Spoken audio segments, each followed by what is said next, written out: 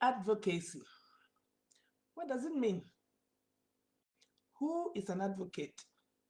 And who do you advocate for? When it comes to our children, are we their advocates?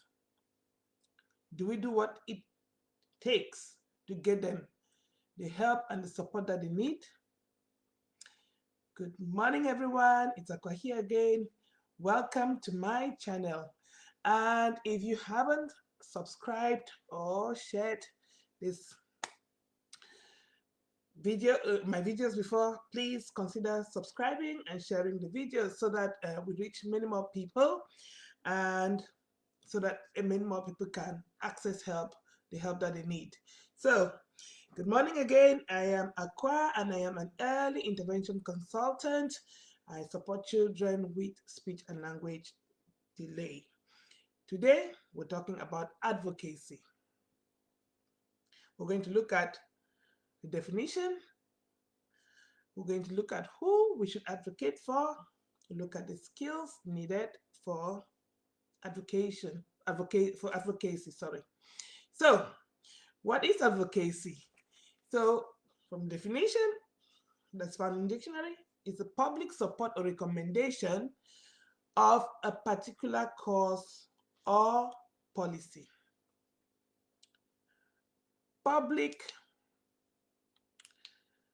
It's a public recommendation or a particular cause or policy. So people who advocate champion a cause, they defend a cause, they want to see a cause being accepted. So when we advocate, we're advocating for something or for someone. Today, we're looking at advocating for someone. Who are we advocating for? Your children, or even yourself. I will look at the skills that is required for us to advocate for our children or for ourselves. Right. So, what are the skills needed? So we need to be assertive, we need to be confident, and most importantly, we need to be courageous. What do these terms mean? Assertiveness means that you speak, you get your point across in a clear and concise manner. So, in order to do this, you have to know your subject matter.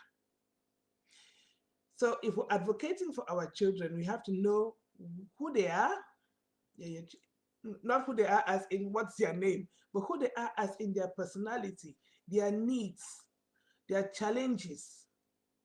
What do you think they require to be able to learn and thrive and to reach their full potential? I have not always been an advocate, I would say that, because I never really thought I needed to be an advocate for anybody.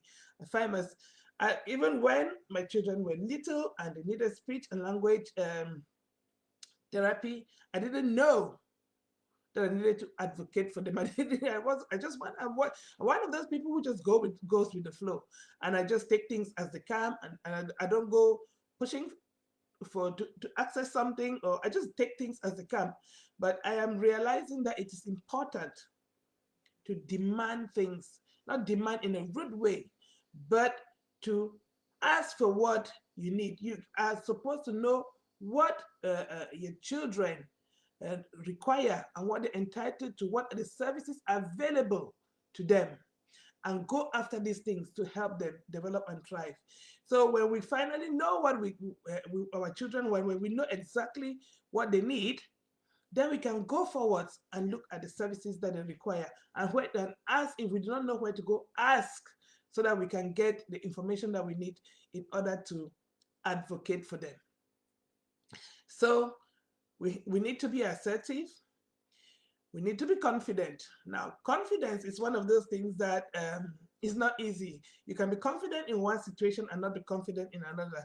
And confidence comes when we do something over and over again. Now, when it comes to advocacy, if you never advocated for anyone before, it's going to be a struggle at first.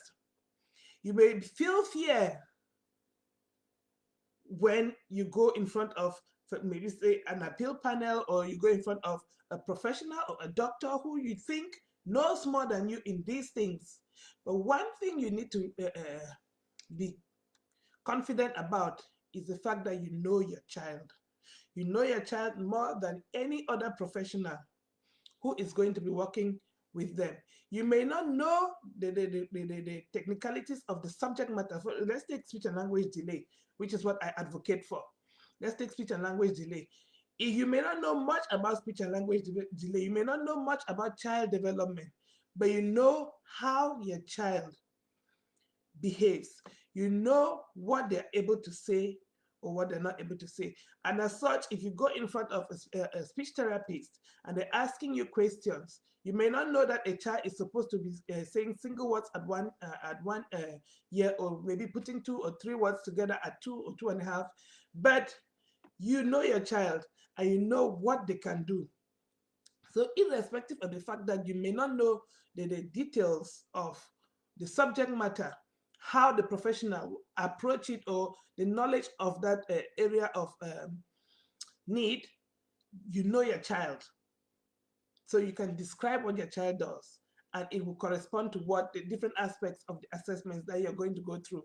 So it's important that you go confidently because you know your child better. And when you go and you're not that confident, you may have fear in you. And so it requires courage. That is the next skill that is we require as advocates. We require courage. And what is courage? Courage is when you do something in spite of the fear that you feel. So you may be going into school or into a children's center or into the doctor's office and are scared of what or that you may not know what to say, but you do it anyway because you think about the outcome. So your outcome is to get support for your child. And as such, irrespective of the fact that you are scared, you have to be courageous enough to go and advocate for them. And advocacy is important because you're giving voice to somebody who hasn't got a voice. So irrespective of how you feel, if you know that that person needs a voice and they don't have it, then you have to be their voice. And that is one thing that I never really considered, even in my line of work, I never really considered, but it is now working with families, working with parents who come to me and ask, what should I be doing in this situation? This is what school wants to do. What should I do? What are the questions I need to ask? And so on and so forth. That is where I thought, okay, actually, we're advocating for children. I'm actually doing something. I'm not even labeling what I am doing.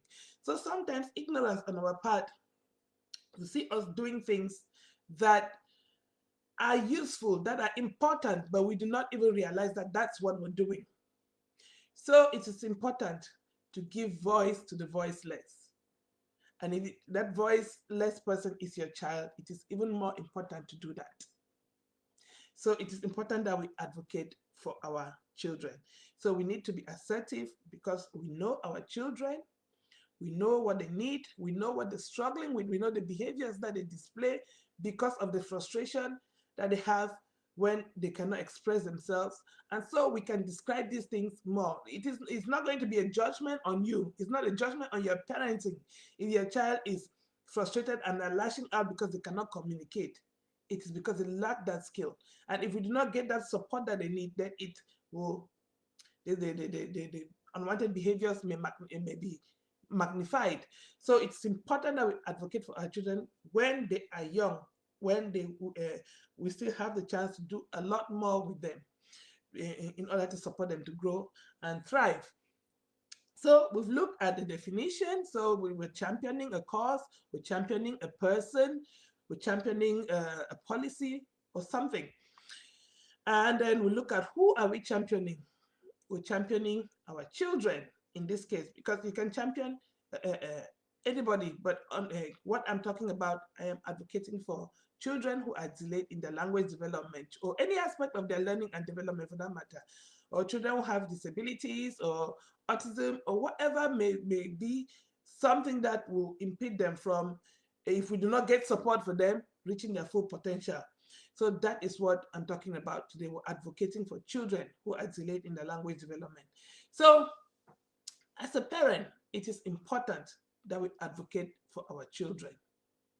And it is essential that we stay involved when we've advocated and things are being put in place for them to start getting the help that they need.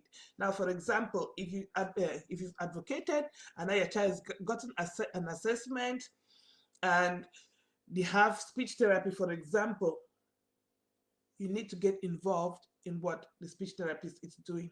You need to ask questions. If they're in school or in nursery, go to meetings that are needed for them. Attend these meetings, take notes, speak to the teachers, speak to whoever is working with your child one-to-one. Ask them questions about what the interventions are. If you do not understand what they're doing, ask questions. I want to understand, why are we doing, we're just rolling a ball. My child is not talking. Why are we just rolling a ball to each other? If you think that's because sometimes as an early intervention practitioner, an early years consultant, you go to a family, you're giving them activities to do, and they think that these activities are very basic. They don't understand why you should be building blocks with a child who is not talking. Or they don't understand why you're not just repeating words, telling them to repeat what you're saying. It's important that you explain to them why you're doing what you're doing. Explain to them that rolling a ball to a child and then rolling it back is like having a conversation. You're taking turns. The child has to wait for their turn to speak. So it's important that we know these things. So go speak to your early intervention practitioner, speak to your child's nursery, speak to the school, whoever is involved in your child's care, speak to them, get the information, ask questions like, what you're doing today, how can I do this at home, what should I be doing at home to support my child? So it's important that we find out all this information, we get involved. And if you're struggling and you do not know what to do, you have to do some research. Or even before you start advocating, go online and find out what speech and language delay is. Get a little bit of knowledge about the topic that the reason, what you're advocating for, so that when you go, you're not completely ignorant and everything is like new to you. So it's important to understand these things. And if, like now, the waiting lists are quite long for some of these services or for assessments. If you are able to afford it, get tutoring for your child. Get extra support. Go private if you can, so that you're putting all the building blocks in place for your child to do the best that they can to reach their potential. So it's important that we do all these things. And finally, remember to support your child and provide them with a safe and nurturing environment to grow and learn, because that is the key. It starts at home. What is the environment like at home? Are you open to conversation? Are you open to interaction? What is your environment like? Is the child comfortable coming to you to engage in an activity or to initiate play with you? So these are some of the things that we need to think about when we're advocating. I am in the process of advocating for one of my daughters for an assessment as well. So I've not yet sent the form back. It's taken me quite a while, but I am in the process of learning this very thing that I'm telling you guys. So we are going to learn it together. I'm going to learn how to advocate for my own children now, even as I am sharing this information, so that we all do it together and we can learn from one another and we can share our experiences. If you've advocated for your child before and you got through it, share your experiences. You may help somebody else learn something about advocacy and know what to do when it's their turn to advocate for their own children. So I hope that was useful. And again, I hope you like and share this content and subscribe to my YouTube channel so that we can get many more people helping their children, learning what to do to help their children thrive and get to the best of their reach their best outcomes in life. So we've looked at what advocacy is, which is championing the cause of your child or uh, an area of interest to you. Today we're talking about children who are delayed, championing their cause, making sure that we defend them, giving them a voice because they don't yet have a voice. So that is what we're doing today. And so I hope that was useful and that you're going to start advocating for your children if you're not. And if you're already doing so, share your experiences with other parents so that they can learn to advocate for their children as well. Thank you and have a blessed week. See you next Monday. Bye.